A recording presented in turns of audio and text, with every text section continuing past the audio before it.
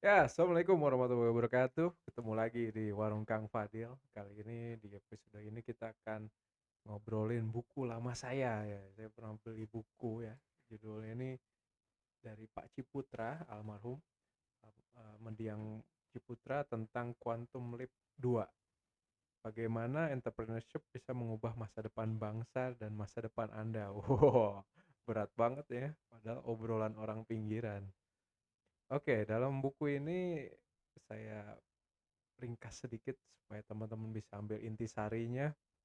Jadi bagaimana kita melakukan quantum leap atau loncatan yang jauh sehingga kita bisa menyaingi, ya ini namanya visi ya, menyaingi bangsa-bangsa yang sudah maju atau orang-orang yang sudah mendahului kita secara dari sisi inovasinya, dari sisi bisnisnya, dari sisi ekonominya. Dan ini bukan tidak mungkin karena banyak negara seperti China, India itu sudah melakukan quantum leap. Nah, di buku ini dikupas bagaimana menjadikan hal itu realistis untuk dilakukan bangsa kita, bangsa Indonesia. Nah, yang pertama di buku ini ngebahas apa bedanya si entrepreneur dengan pengusaha kecil. Perbedaannya di kata inovasi. Semua orang bisa jadi pengusaha ya. Dengan ATM aja udah bisa. ATM tuh amati, tiru, modifikasi. Kalian ngelihat ada bisnis kecil gitu ya, yang mudah di copy paste. Contohnya apa? Bisnis cireng gitu. Tinggal cari suppliernya, jual aja pinggir depan ya. Benar itu pengusaha, pedagang gitu. Cuman inovasinya kurang gitu ya. Nah, itu yang membedakan antara entrepreneurship dengan pengusaha kecil. Nah, kemudian Madiang Ciputra juga bilang 4 komponen yang bisa mengubah bangsa dan entrepreneurship itu ada 4. Yang pertama, dimulai dari government-nya sendiri, dari pemerintahnya sendiri punya pola pikir yang punya pola pikir entrepreneur. Ya kita bersyukur ya kita punya presiden dulunya entrepreneur. Bahkan sekarang masih punya usaha ya di bidang furniture dan lainnya. Nah, sehingga kita lihat juga menteri-menterinya banyak entrepreneur-entrepreneur hebat juga ya, Pak Erick Thohir, kemudian Pak Nadiem Makarim, Pak Sandiaga Uno. Bisa kelihatan di acara G20 ini luar biasa sambutan dari para tamu negara. Nah, yang kedua adalah pendidikan di dalam negara itu yang sudah memasukkan unsur entrepreneurship ya. Jadi pendidikan ini sebelumnya tidak ada ya di kurikulum kita ya. Kita itu memang kalau dilihat pendidikannya ngadopsi revolusi industri dulu. Kenapa bisa bilang begitu? Karena pendidikan kita di shape untuk menghasilkan para pekerja. Ya, dulu kan revolusi industri pabriknya ada tapi mungkin pekerjanya sedikit. Akhirnya kita bagaimana membuat konsep kurikulum yang bisa menjadikan menghasilkan pekerja-pekerja yang pengetahuannya banyak terus bisa perform dan sebagainya. Makanya saya juga nggak heran kalau anak saya itu sekolah dari pagi sampai sore padahal baru SD dan sebagainya semua dijujulin. Ya itu mungkin dilatih ya supaya mentalnya kuat, kerjanya bisa lama dan sebagainya gitu. Padahal entrepreneur kita kerja nggak perlu lama-lama, tapi apa yang kita lakukan itu impactful gitu ya. Kemudian unsur ketiga yaitu tumbuhnya para entrepreneur ya yang berkontribusi eh, secara besar gitu di dalam negara itu tersebut. Dan yang keempat adalah social entrepreneur. Artinya ya entrepreneur ini didukung oleh masyarakat, oleh para tokoh masyarakat. Memang ya orang dulu bilang ya kalau di Jawa itu profesi yang mulia tuh jadi abdi negara gitu. Tapi sekarang udah mulai terjadi shifting gitu ya. Banyak jadi entrepreneur lebih ngetren, lebih keren lah gitu ya. Anak-anak muda sekarang kan ngakunya apa startup founder dan sebagainya ya. Nah, nggak apa-apa, kita kita dukung aja. Tapi jangan lupa nanti ada beberapa hal yang perlu kita pahami juga sebelum menjadi entrepreneur. Ada beberapa pertanyaan yang perlu kita tanyakan. Oke, nah ini kan bukunya tentang quantum leap. Quantum leap loncatan yang jauh. Bagaimana kita belajar ya dari Cina dulu ya ketika pemerintahan komunis ya sebelum zamannya ini ada zamannya Pak Sen agak lupa, Deng Xiao ya namanya, Pak Deng Xiao itu namanya komunis itu menentang yang namanya entrepreneurship karena itu direlevansikan itu ajarannya kapitalisme gitu ya dari barat gitu. Jadi haram lah melakukan entrepreneurship gitu ya. Jadi semua ya benar-benar ya paham komunisme itu yang bertumbuh dengan baik.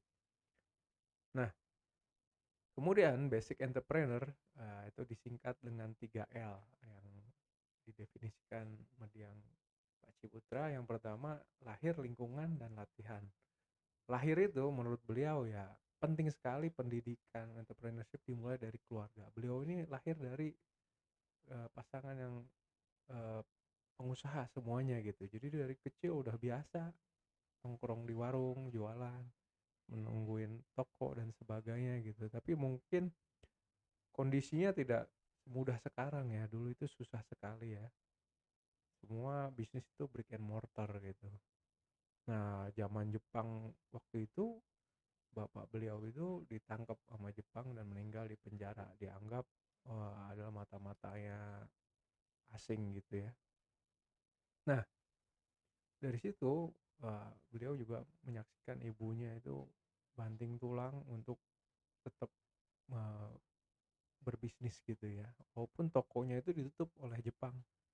Dibilang kan modalnya habis, tapi dengan mental, mindset, dan juga daya juang yang tinggi ya akhirnya berkembang, bertumbuh lagi dari nol. Nah, itu basic dari entrepreneurship yang pertama lahir. Kemudian lingkungan. Untuk jadi entrepreneur yang baik ya kita harus, kalau memang lahir dari keluarga yang non pengusaha, contohnya dari PNS atau dari pegawai swasta ya, minimal kita punya komunitas, punya teman-teman yang sama-sama pengusaha sehingga pola pikirnya juga terbangun. Kita bisa belajar dari mereka. Dan yang terakhir adalah pendidikan. Ya, namanya entrepreneurship bukan teori yang kita telan aja gitu ya. Semuanya harus kita lakukan, kita amalkan, kita coba sampai hasilnya itu akan menunjukkan bahwa kita berhasil nggak nih jadi pengusaha atau enggak gitu ya. Jadi pendidikan tuh penting, baik formal atau informal, dan baik melalui mentor atau melalui guru. Kalau mentor tuh biasanya adalah pendidik yang dia juga melakukan entrepreneurship ya, dia jadi pengusaha juga gitu ya, dia melakukan uh, penciptaan value gitu. Nah, ada yang bilang ya, David McClellan, nah ini salah satu ahli di bidang entrepreneurship, beliau bilang negara itu akan maju minimal kalau warganya 2% jadi entrepreneur. Indonesia ini masih 1%-an lebih lah gitu ya. Nah, harapannya dengan bertumbuh 1% aja, nah itu bisa membuat negara ini semakin bisa bersaing dengan ekonomi global ya. Nah, kita bisa belajar dari bagaimana Cina melakukan quantum leap. Tahun 1978, nah itu ada pemimpin baru namanya Deng Xiaoping. Nah, itu beliau mengubah struktur China yang lama menjadi lebih terbuka. Nah, ini membuka opportunity asing tuh bisa investasi di China. Kemudian pendidikan entrepreneurship itu tumbuh, dibiarkan.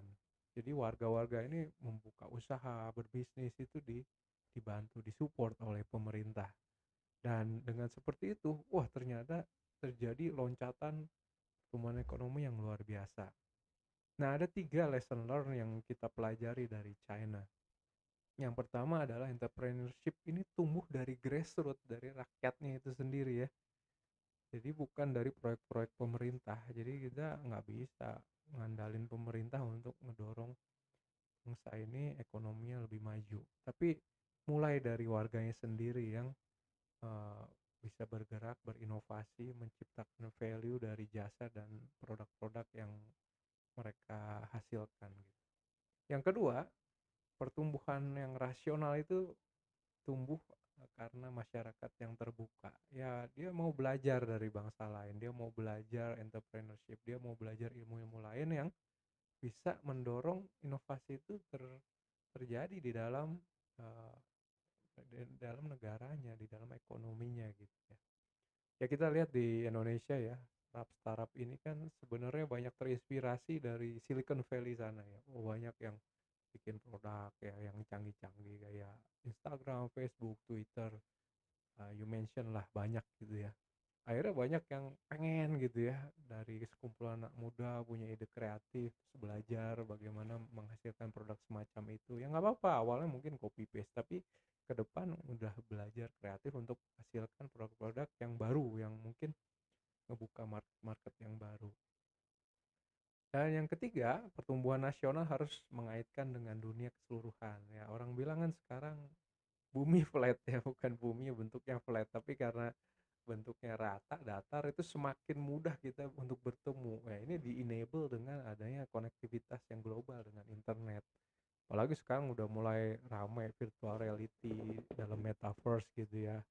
Jadi kita bisa mungkin bisa bertemu ya semi fisik gitu ya, maksudnya terlihat dalam bentuk ya 3D atau semacamnya yang mungkin lebih interaktif, lebih menarik.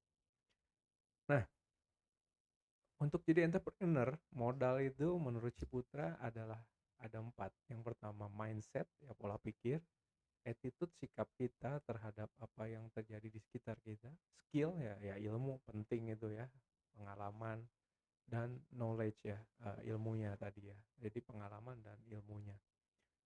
Jadi duit sebenarnya nggak dicantumin di sini karena uang itu sebenarnya bisa didapatkan dengan 4 modal yang di awal tadi.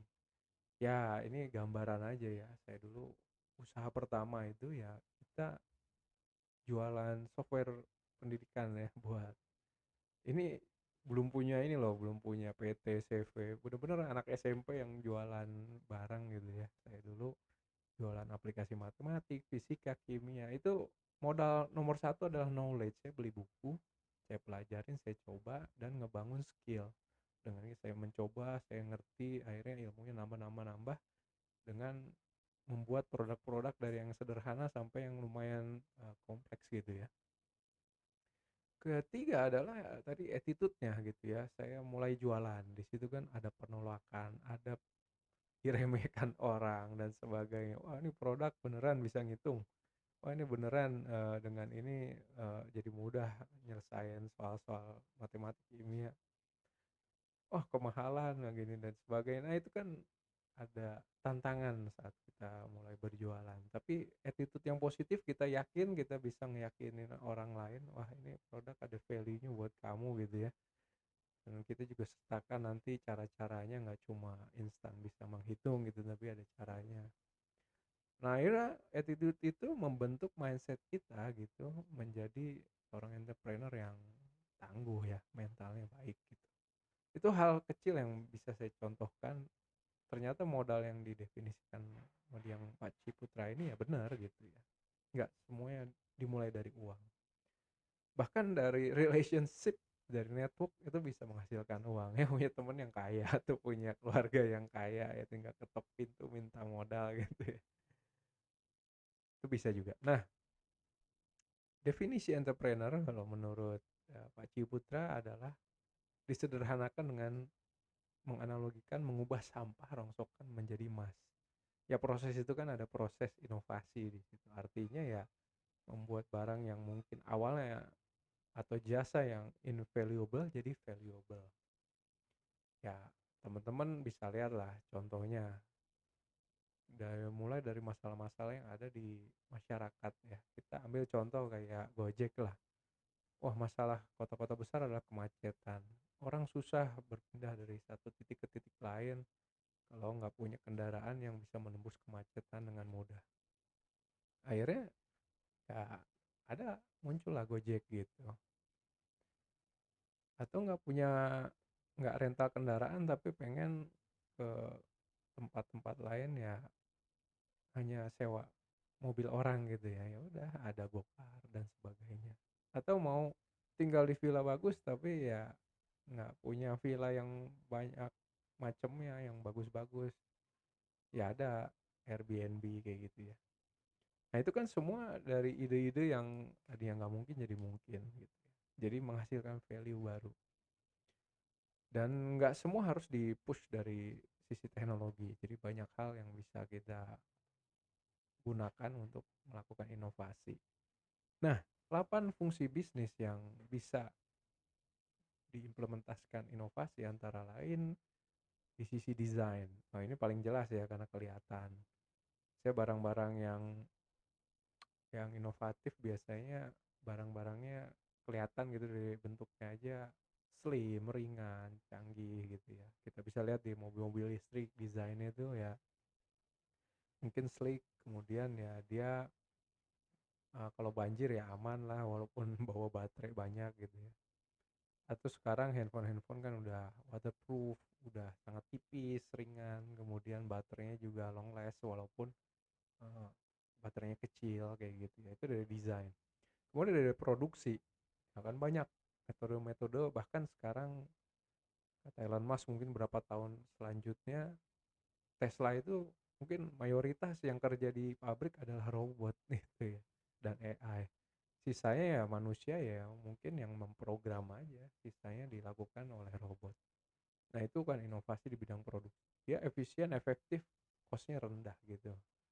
Nah manusia yang lain yang dulunya bekerja gimana ya cari kerjaan baru lah, cari inovasi-inovasi baru gitu. Jadi jangan nyalahin kalau teknologi ini semakin berkembang, bahkan dibilang nge-replace manusia. Enggak sih, Allah tuh ngasih rezeki ya nggak akan salah gitu ya. Walaupun ada teknologi baru ya kita nggak akan di-replace.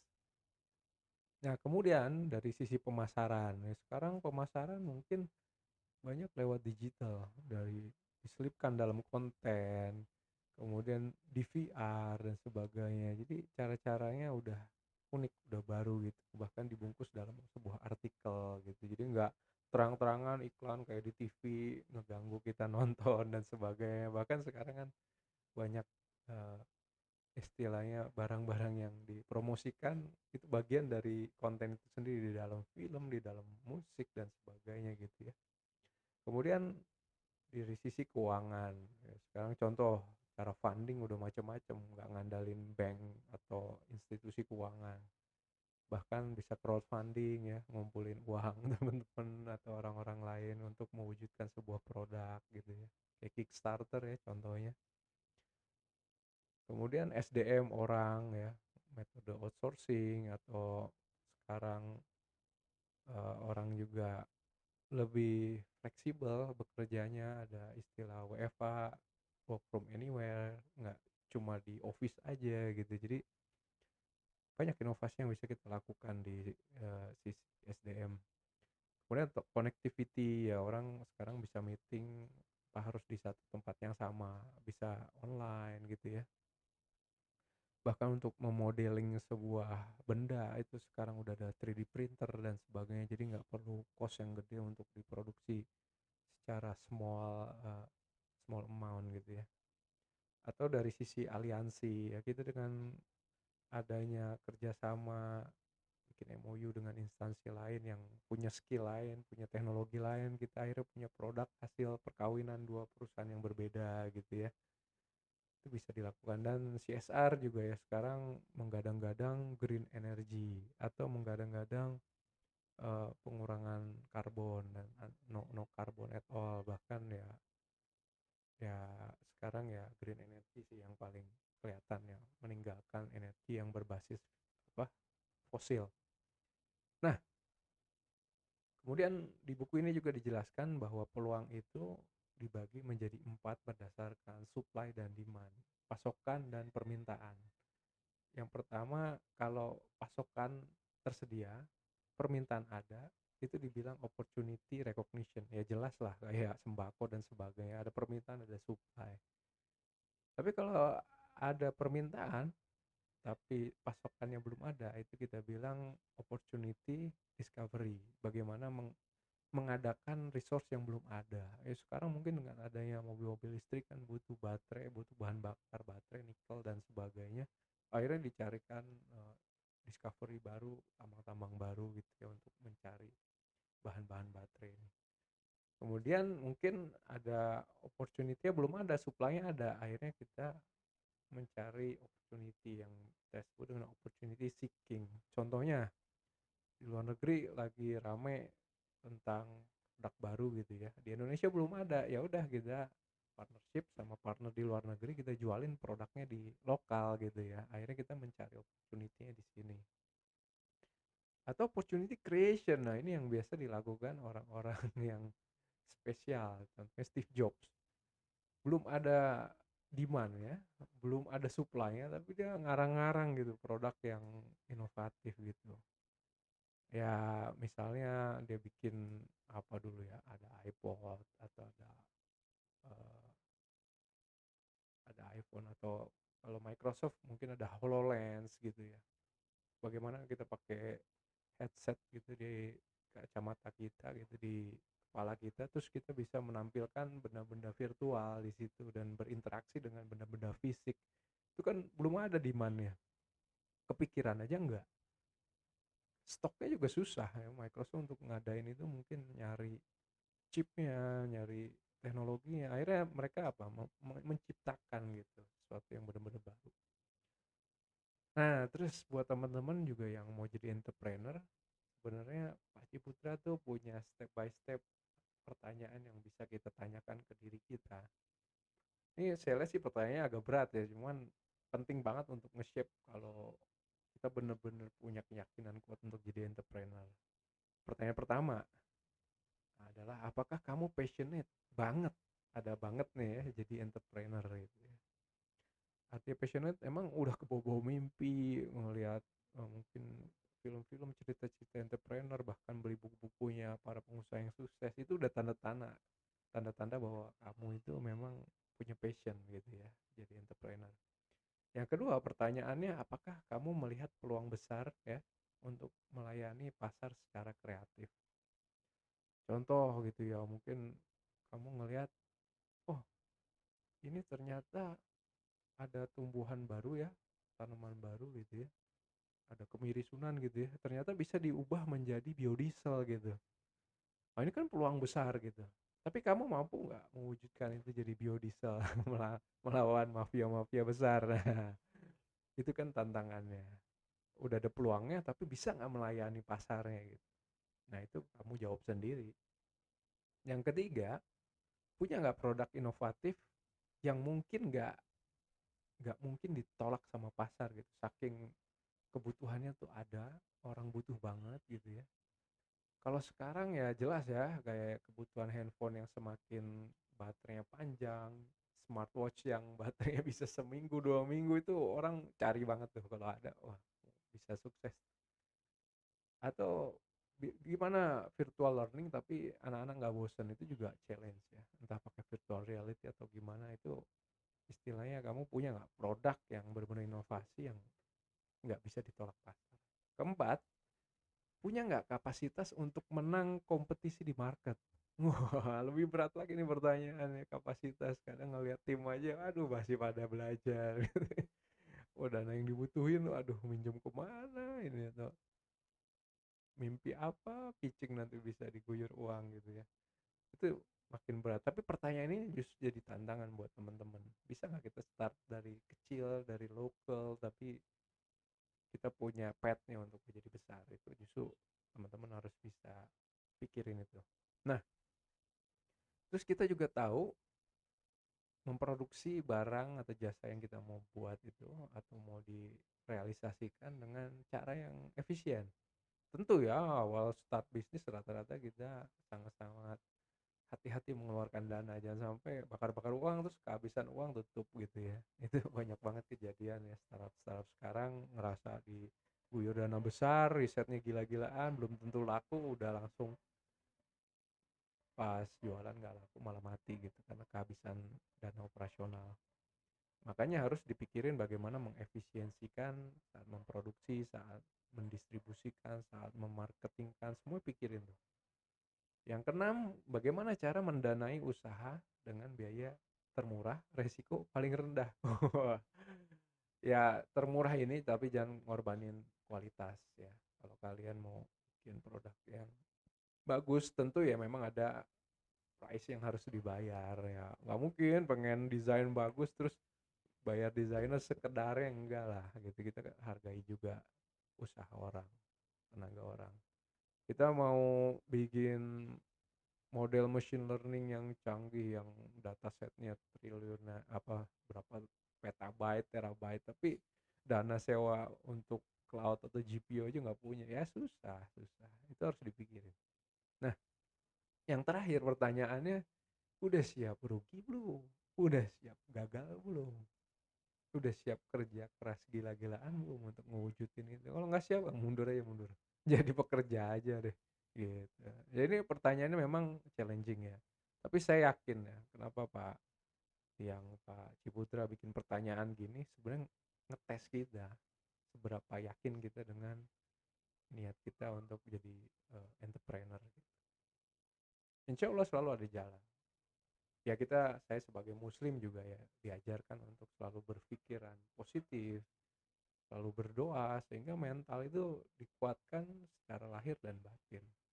Jadi hal-hal gini ya bisa kita jawab dengan penuh keyakinan, ketenangan, dan apapun hasilnya kita udah tahu itu antara menghasilkan atau dapatnya hikmah gitu ya, belajar dari kegagalan. Nah, di sini juga Pak Ciputra bilang pendidikan entrepreneur itu harus dimulai dari dua komponen utama, yaitu ada guru yang mengajarkan dan ini harus dimasukkan ke dalam kurikulum kita. Kalau saya dulu di kampus memang ada ya pelajaran entrepreneurship, tapi saya nggak lihat di perguruan negeri lain. Tapi ini penting sekali sih. Walaupun nantinya nggak jadi entrepreneur, dia bisa jadi intrapreneur. Ya, pekerja atau profesional yang punya jiwa entrepreneur di dalam organisasi, institusi atau perusahaan gitu ya, atau di eh, instansi negara gitu ya. Nah, pengalaman yang dibutuhin untuk jadi seorang entrepreneur yang inovatif ada 4 hal ya.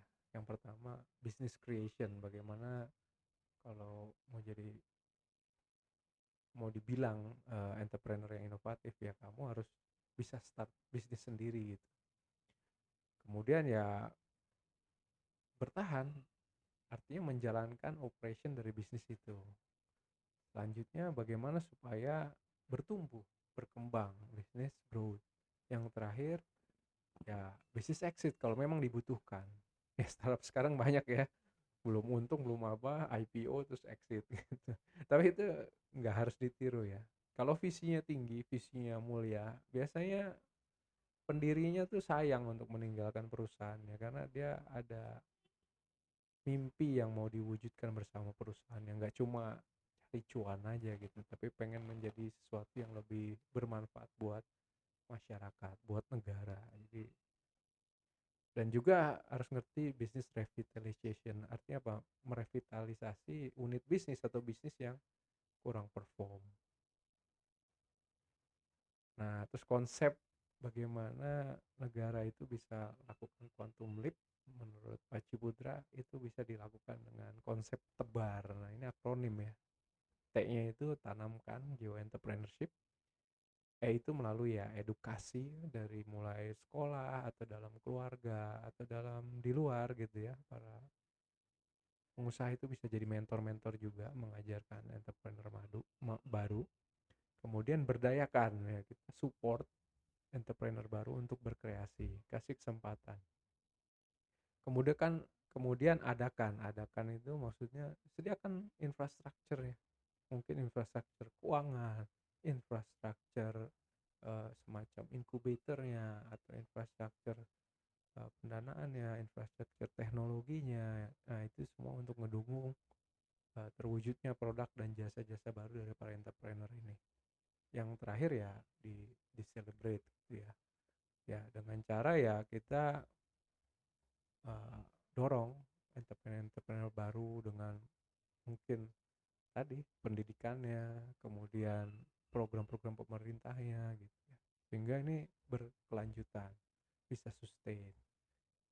Nah, itu yang bisa saya sampaikan, semoga bermanfaat buat teman-teman, apalagi teman-teman calon entrepreneur di sini harusnya banyak ya, menjadi bagian dari 2% entrepreneur yang akan mengubah wajah Indonesia ke arah yang lebih baik. Amin.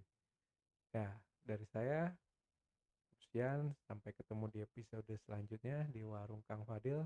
Assalamualaikum warahmatullahi wabarakatuh.